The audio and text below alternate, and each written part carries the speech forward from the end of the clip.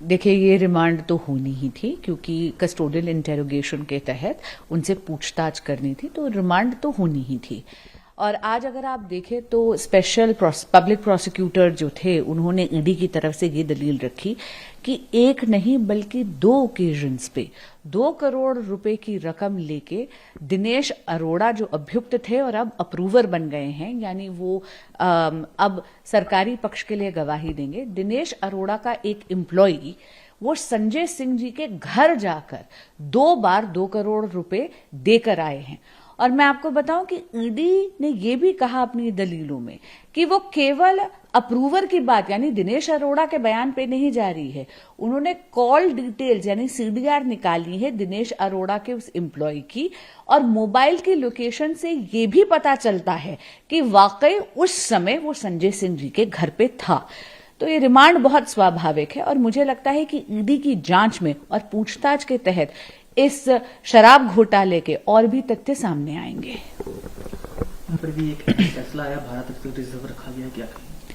जी, अभी कोई फैसला नहीं आया। सुप्रीम कोर्ट ने आज सवाल पूछे हैं और सरकारी वकीलों से सवाल पूछे। ये बहुत स्वाभाविक सी बात है कि कोर्ट हमेशा दलीलों के दौरान सवाल पूछती है। अब 12 अक्टूबर को इन सवालों का जवाब ईडी के लॉयर यानी honourable additional solicitor general SV Raju देंगे।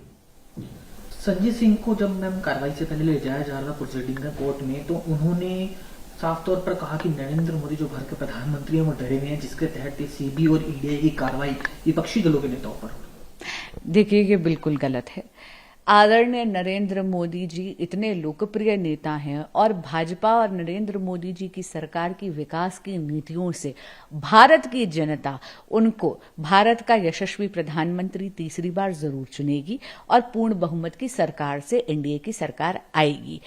हम बिल्कुल नहीं डरे हुए, लेकिन हाँ, जब ऐसी आंच आती है तो विपक्ष जो है चोरी करके सीना जोरी करता है और बेबुनियाद इस प्रकार के आरोप लगाता रहता है।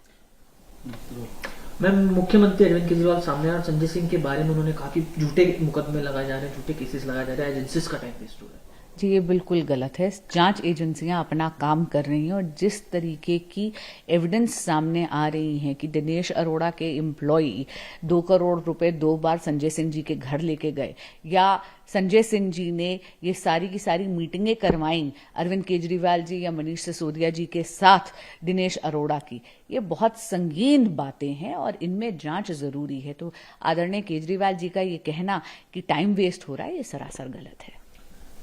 मनीष सिसोदिया को लेकर आज कोर्ट में सुनवाई थी, उसको लेकर अरविंद केजरीवाल ने अपनी बात रखी, क्या कहना चाहिए? देखिए, कोर्ट जो है वो सवाल पूछती है और जो भी सवाल उन्होंने सरकारी पक्ष से पूछे हैं उसका 12 अक्टूबर को आदरणीय जो ऑनरेबल हमारे एएसजी हैं एसवी राजू ईडी के, वो उसका जवाब देंगे।